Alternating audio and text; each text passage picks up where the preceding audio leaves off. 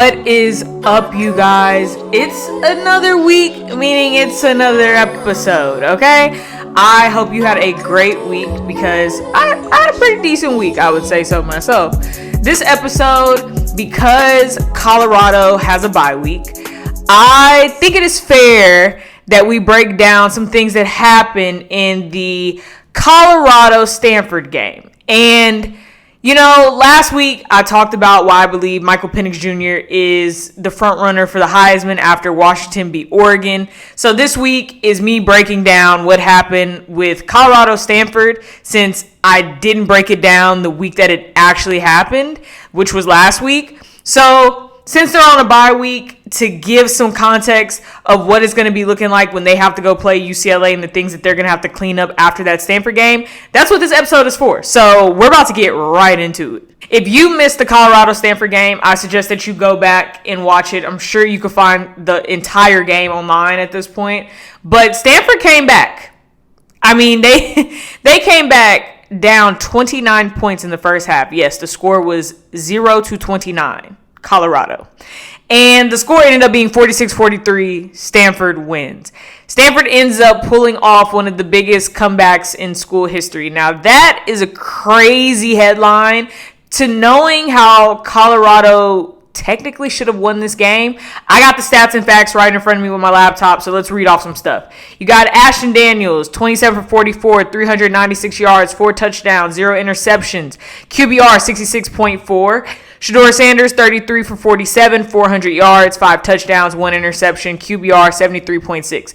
Now, a lot of you are going to say, well, how could Colorado be up 0-29 and then just lose this entirety of this game? Great question. I think it's a question that I'm sure they're asking themselves still. I will say this, watching the game, they did the opposite of what they've done in recent games. I've said for like the longest now that I feel like they're so used to playing from behind, they've allowed that to be their identity, and they just don't know how to start off aggressive. They don't know how to start off from the minute it's time to play. They just play like that for the entirety of the game. It's like they wait till the second half to show some aggression, some urgency, some attention to detail, right? I have been saying I want them to continue to play fast, up-tempo. I don't want Shedeur Sanders holding the ball that long. I want them to go back to kind of their offensive scheme that they had against TCU. And it seemed, for the most part, they listened to that from everyone kind of saying the same thing. Like, why do you want to be a second-half team so bad? At some point, it's going to come to bite you in the butt where you're trying to play from behind, where you're going to run into teams that are not ever going to let you catch up. That's going to happen because those are bad habits. Because every game should not be this close, but every game that Colorado has had for quite some time in this season has been decided by like less than 5 points in a sense, or maybe a touchdown or here. It's very close games. And I believe that this first half for them, they started off really fast. They were up-tempo, short, quick throws. You know, Shedeur Sanders was making his reads, not holding on to the ball long, wasn't really getting set. I'm talking about they were firing on all cylinders, okay? When we're talking about receiving yards, Travis Hunter, 13 catches, 140 yards, 2 touchdowns. Crazy game he was having. Xavier Weaver, 7 catches, 124 yards, 2 touchdowns.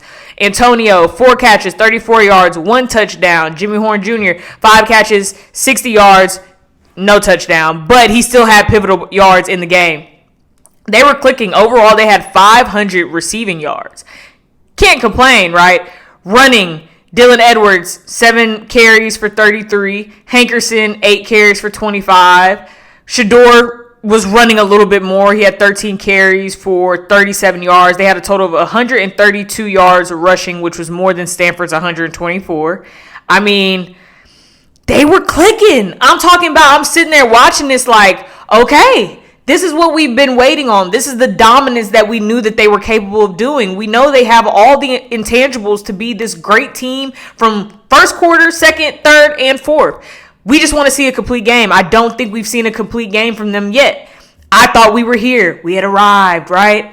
You go into halftime, and halftime, I think for teams, everyone talks about what's said at halftime, which is really true. I mean, most of the times, a lot of these teams in college football, if coached correctly or just intuitively, know what needs to change. For Stanford to go into the locker room and say, yeah, we're down 29, but there's still 2 whole quarters to play. And if we are clicking, we're back in this game. Let's start exploiting the things that this team is not good at. Let's start bringing pressure. Let's make their quarterback feel uncomfortable. Let's maybe force him to hold the ball a little longer. Defensively, they started bringing blitzes, edge rushes, QB spies. They started making Shedeur very uncomfortable from the minute the third quarter started. Offensively, they said, you know what? Let's test these corners. Let's test them. If they say that they have a really good defense, let's test the holes in this defense, which is the middle of the field. And, let's run routes where 10 yards, sit on it, come back to it, hitches. Let's force this team to revert to old habits. That's what I saw in the second half from Colorado. It was almost so weird because I think, again, because their identity to them has always been we're this second half team, we could come back when we want. It's like being up that much in the first half almost shocked them. I don't know if shock's the right word because they're capable of it. It just seems like just old habits. Like you're watching the second half and you're like, wow, they just went back to doing everything that they didn't do in the first half, which was holding the ball too long, not really able to get off their blocks, O-line just disseminating right there in front of us, Shedeur Sanders getting sacked, defense just getting hit after hit with these throws and coverages, no pressure, literally like night and day. Literally like night and day. Let me tell you, Alec Manor for Stanford was the MVP of this game. 13 catches, 294 yards, 3 touchdowns. Let me tell you, okay, and hear me when I say this. He has a pivotal play in the game against Colorado, third quarter. Straight up, like the route isn't even crazy.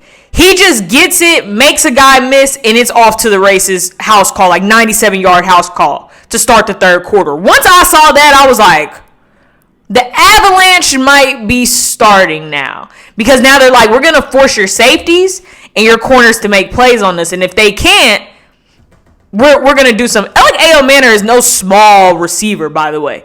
Very big receiver. Uses his hands, can run crisp routes, but uses his body.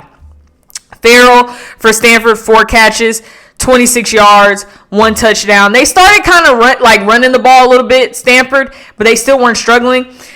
Third quarter, Stanford, 19 points. Colorado did not score a point in the third quarter. So you see where stuff is starting to happen, right? Fourth quarter comes and you're like, all right, Colorado's going to have to do. Colorado only scored 7 points, 1 touchdown the entire fourth quarter. Stanford scored 17 points in the fourth quarter. Before you know it, we have an overtime.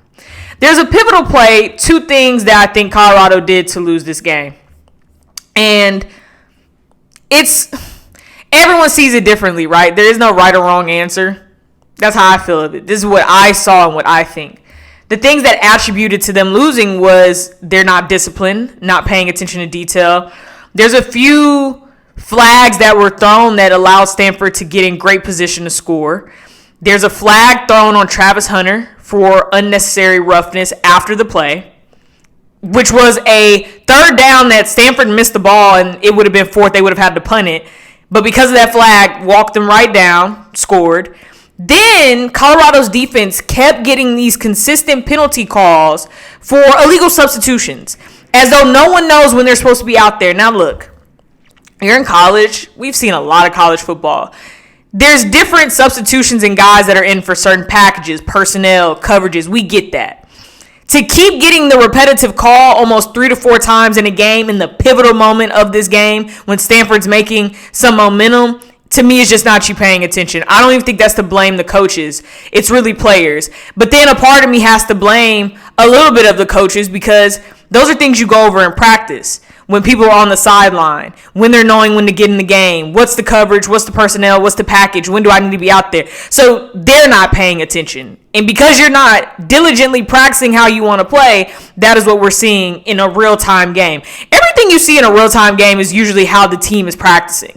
These are things that are happening consistently, that it is a habit for them.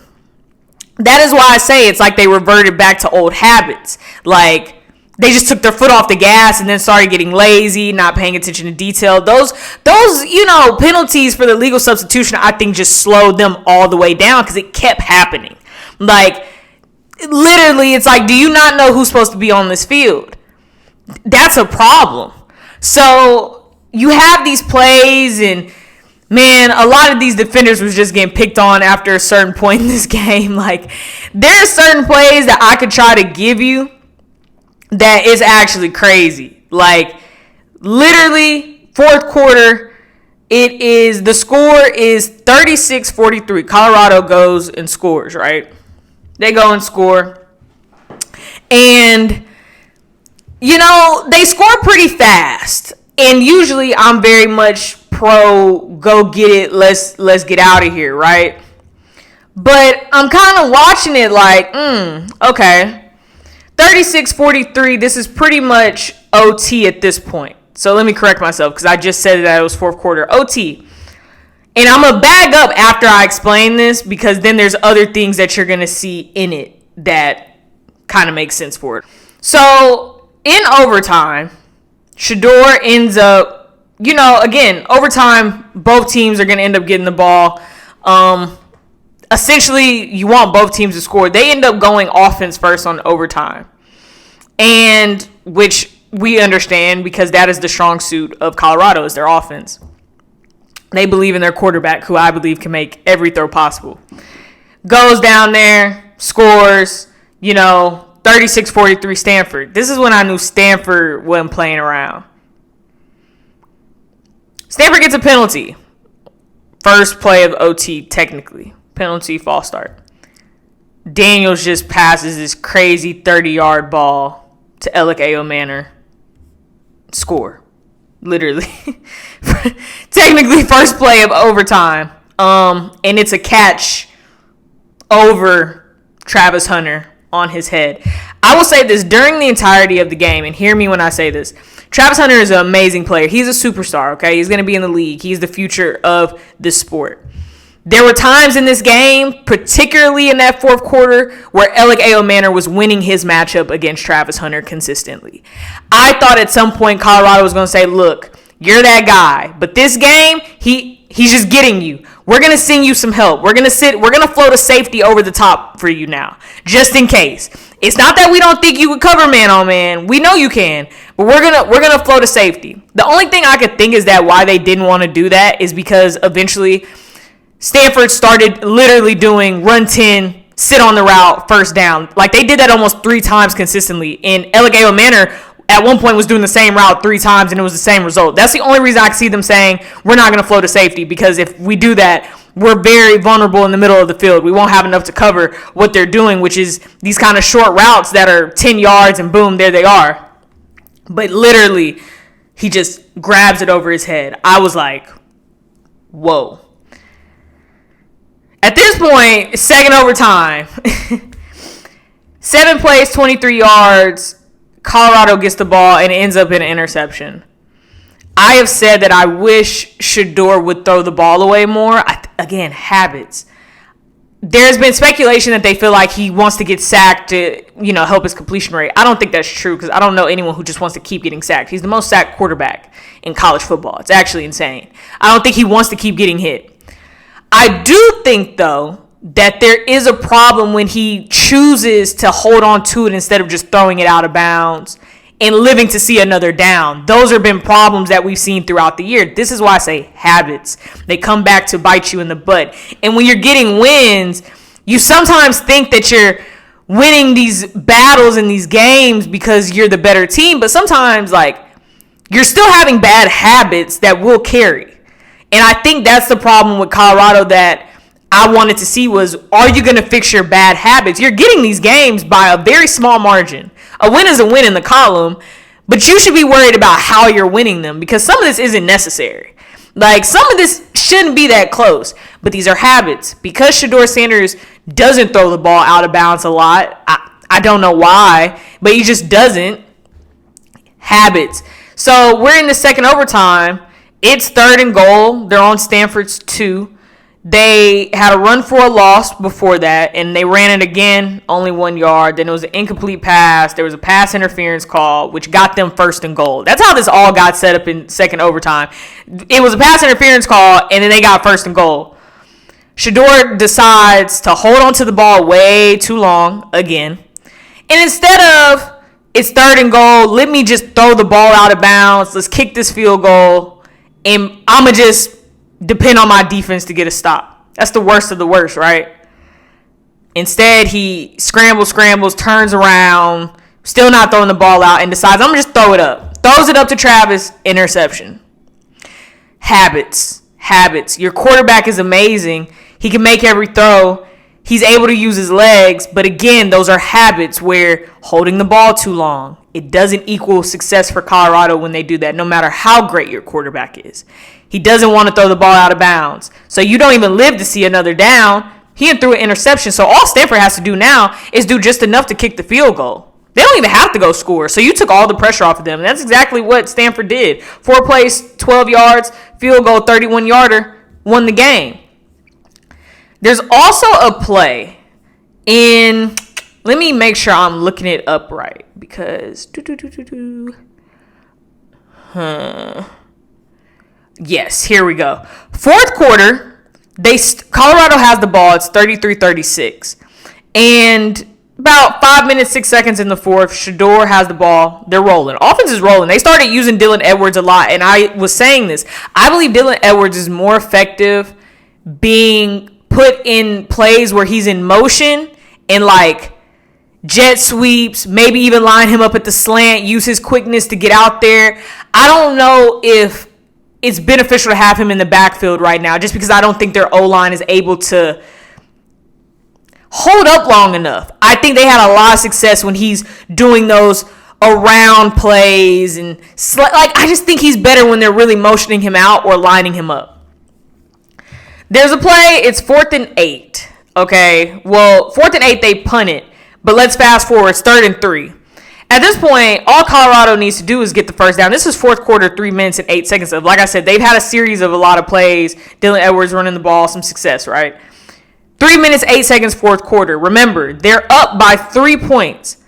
At this point in the game, I'm looking like, okay, clock is on their side. They have a lot of their timeouts left. They did great clock management at this point. This is something that I will say they improved upon from previous games, is clock management. They had ample enough timeouts. They were in control of it.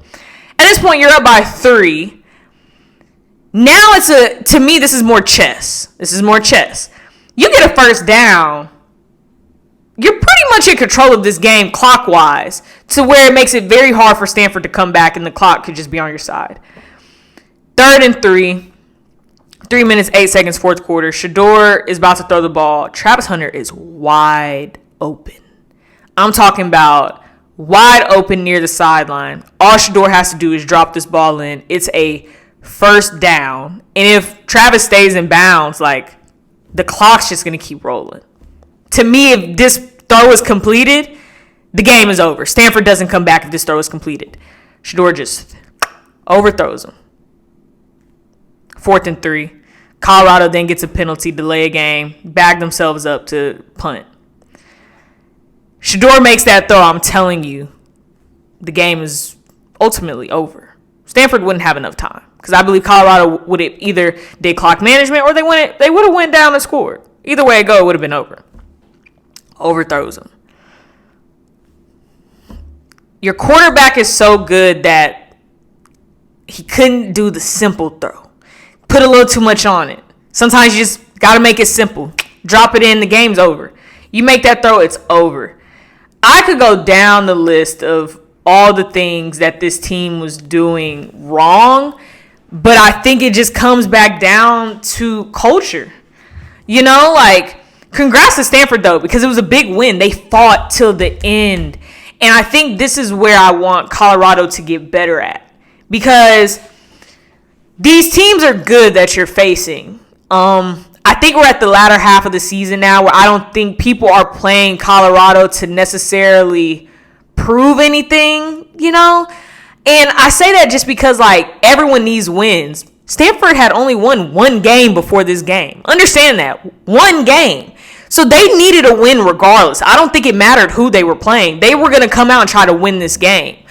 I think sometimes people have made it the narrative be like everyone's playing their best football when they play Colorado. And I'm going to be honest, I don't think that's true. I think maybe in the beginning of the season, it was more of the hype. Everyone wanted the attention. But you're at the latter half of the season. Everyone's fighting to get wins, to at least have 6 wins to find themselves in a bowl game. So it doesn't matter anymore, I think, of that nature. I think literally everyone's trying to get wins. Literally. So everyone's going to play their best. I believe Stanford would have played this hard, whoever it was that they were facing, because they were 1-4. They need a win. But if you're Colorado, I know some people are like, well, that shouldn't be a concern for them. It is. It is. To be up 29 points to 0 in the first half, and then to allow a team to pretty much just walk you down and win this game off of you not paying attention to detail with penalties, quarterback holding the ball too long, reverting to old habits, your defense on all sides of the ball was just getting manhandled. Again, this is no offense to any of the great players that Colorado has, but they were defensively all getting toe up by Eligeo Manor. It didn't matter who was on him. Everyone was getting done in at one point by him. Stanford's offense just went to start being very meticulous. Oh, wait, we forgot. The tape showed us that y'all aren't really good at covering that middle. Y'all aren't really good at covering those areas where we could do slants and flats. Let's just change it. It was a chess match. I think Colorado has to be better at adjusting. That's what I think I've seen from them lately that I don't like. They don't adjust. It's like they want to keep the same game plan throughout, not thinking another team will make adjustments. And maybe the coaches are making those adjustments and the players aren't, executing it. But it just seems like Stanford went in at halftime, said, this is what we need to change. They made their adjustments, and Colorado did not. They had no counteract to what Stanford was doing. To me, football, even basketball sometimes, sports in general, is very much a chess match. These coaches, quarter by quarter, possession by possession, it is a cat and mouse game. You're like, okay, let me see what the defense is giving me. What can I get out of this drive? Colorado made no adjustments to me. It just didn't make any sense again, and they reverted back to old habits. And that's what you see when a team is able to take you to second overtime and you were up 29 points in the first half, and then they end up winning on your home field. I mean, that causes, I wouldn't say concern, but it causes you to look deeply at what is going on. Understand when I say this. By no means because you are articulating and observing what Colorado is doing, does that mean that you don't like them as a team? I think that's a problem too right now with people in Colorado. I like Colorado. I am rooting for them to succeed. I am a fan of Coach Prime. I am a fan of Travis Hunter. I am a fan of Shedeur Sanders. I'm a fan of what they are doing there, what they are building, what it has been for college football, because it is exciting. It's the best storyline we've had all season, by far. And I want them to be successful. I believe they will continue to be successful. In doing that, you also have to remember that it is football. You can be very analytical about things of what you're seeing and observing, and that is fine to do. I think everyone thinks it's like one or the other. If you really like Colorado, then you can't really be honest about what you're seeing. And I don't think, to me, it's football. There shouldn't be any personal feelings when you're dissecting football. It shouldn't be any personal feelings dissecting most sports. You're really looking at what you're seeing and then making an obvious or maybe a not so obvious analytical conversation about it, an observation. For me, like I said, I like Colorado. I think they're a very good team that's still building on a lot of things. I also saw them blow a 29-point lead. That is something to talk about. We can't sit here and just keep using these casual phrases when talking about Colorado. Yes, we could say all day long, how Coach Prime has said, you better get me now. Some of that is true because next year it won't be the same, but we're still in this season. So I have to go off what I'm seeing currently, presently, right now. I can't go off the future just yet. I got to see what you're doing right now, which is you blew a 29-point lead. Now we have to talk about how you blew that 29-point lead. And I think because everyone's kind of new to college football and excited because of Colorado, they aren't really watching college football to understand that most of these teams in college football, they're good teams and they're coached very well. And a lot of other guys out there are there to prove themselves as well throughout a college season, not just against Colorado. And I wish kind of that narrative would change just a little bit, because I don't think it's fair to a lot of these guys who are trying to go out every game to get themselves in the conversation of the NFL draft or to get their game out there. That's not fair to say like, oh, they're just playing their best because they play Colorado. I believe a lot of these guys are trying to play their best every week. So I hope people can know that two things can be true, that you could be a fan of someone, root for them, wish the best for a team, and also have to be very critical and honest about what you're seeing. Because to me, football is X's and O's. Like, it's the game. It's 4 quarters of a fabulous game. To me, is the team playing well, or if it's not, and then you give your reasons as to why they're not. Why did they lose this game? People make it too personal. And that's not what it has to be when you're speaking about Colorado. Like, this team by far, if we're being honest, has a very lackluster defense, which will be better. But they have all the intangibles to have a great defense. But lately, it's just a defense that's not clicking all the time. You have an offense that plays best when up-tempo and fast, which they were doing when Coach Lewis. You could tell the plays Coach Lewis was running was to the benefit of the team. You don't put up 29 points unless your coach is calling the right plays. He was play calling amazing. But he said something in one of the vlogs I saw, which was, I wasn't putting you in a position to succeed. And what I took from that is, I have to make sure if we're in positions like this and we're up, I got to go to the bread and butter. I got to do what y'all do best. I don't have to get extra with it. I just got to put you in the position to succeed. If you ask me, Shedeur makes that throw, that's a position to succeed. He just overthrew it. And then you're in this dogfight. But, I think offensively, I want to see them continue to play fast. I want to see them continue to keep their foot on the gas. They corrected a lot of stuff from these last few games in this game against Stanford. And then, like I said, reverted to old habits. So now the question is, can you just put it all together and keep your foot on the gas for a whole 4 quarters? They can do that for a whole 4 quarters. It's a different game. It's a different team. It's a different outcome. Okay, so I'm expecting to see a lot more from them. They have a bye week, so you kind of got to linger with this loss a little bit for the week. I know a lot of people are like, man, I wish, you lose a game like that. You just want to go out and play next Saturday so you could kind of put that behind you, get another chance of redemption. But now you've had a week.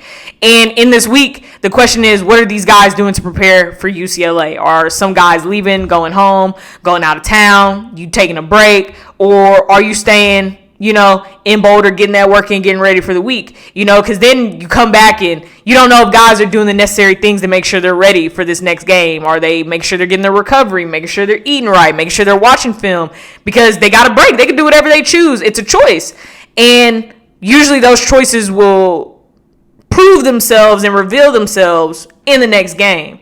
So next on their schedule, they got to play UCLA at UCLA. They got Oregon State at Colorado. Those are 2 tough games, I believe, just because Oregon State's rolling right now. And UCLA, very well coached, I think, from that standpoint. So I know the game plan will be very extensive. They got Arizona at Colorado, Washington State, and then they got Utah.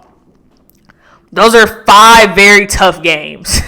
Like, Arizona went toe-to-toe with USC and almost beat them. So that's another thing. I already mentioned UCLA, Oregon State. Washington State is finding a rhythm as well. And Utah, to me, is one of the tougher teams in the Pac-12. I want to see Colorado put together a complete 4 quarters in a complete game. First to second half, defense, offense. If they are doing that, I think we see them close out this season very well. Very well. Or they will find themselves in a lot of dogfights until the end of this season. Because I can promise you, none of those 5 teams are going to lay down. Like I said, it's the latter half of the season. I think at this point, everyone's trying to win games because you're trying to qualify for a bowl game. So everyone's about to play hard. I don't think it matters who else is on schedule. everyone's going to try to play hard. I want Colorado to make sure that they could do that because I think that they could very much close out this season, see themselves in a bowl game, and I could see them winning. They're 4-3 right now. I could see them squeezing out 7 wins. So that means that they have to win 3 out of those 5 games. I can see them squeezing out 7, minimum 6. I'm gonna go 7-3 max. Men 6 games. Well, not 7-3, but you know what I'm saying. I believe 7 wins to end the season max. 6 wins men. Because, like I said, these are dogfights that they're in. So I want to see them put together their best football to close out the season and project themselves and put themselves in a position to build on it for next year when they get more guys, the culture is established, everyone's more familiar, and that they're able to just go out there and do what they got to do. Because then when the offseason starts, it's a long time until the season comes back. The season comes and then it goes. But I'm wishing the best for Colorado. I think they'll be fine at the end of it all, but I do want to see how they respond after that loss and how they perform against UCLA and thus for the season. All right, you guys, that's the end of this episode. Again, I appreciate y'all every week for coming by, taking the time out of your day, your night, whenever you watch me, to listen to me. I appreciate it. It blesses me. I hope it blesses you. I couldn't do this without y'all, so I hope you understand how much it means to me. Like, literally, there's no way I could do this without your support, without you watching, without you commenting. So make sure you like, comment, subscribe, share on all platforms. Tell everyone to come to the channel and come watch and talk some sports with me. Tell me how you're feeling about Colorado in the comments, what you think maybe needs to be improved upon, how your temperature check of the team is right now into the season when going into the last 5 games of their schedule, and kind of let me know your predictions. How do you see them ending the season? How many games out of the 5 do you see them winning? What do you think the overall schedule standard record will be? And I want to hear it because, like I said, I got 7 wins max, 6 wins minimum. I could be so wrong, and that is so fine, but that's my prediction right now. So y'all tell me what y'all think. And again, I appreciate y'all so much. And I hope you have a great week. And I'll be talking to you next week for another episode.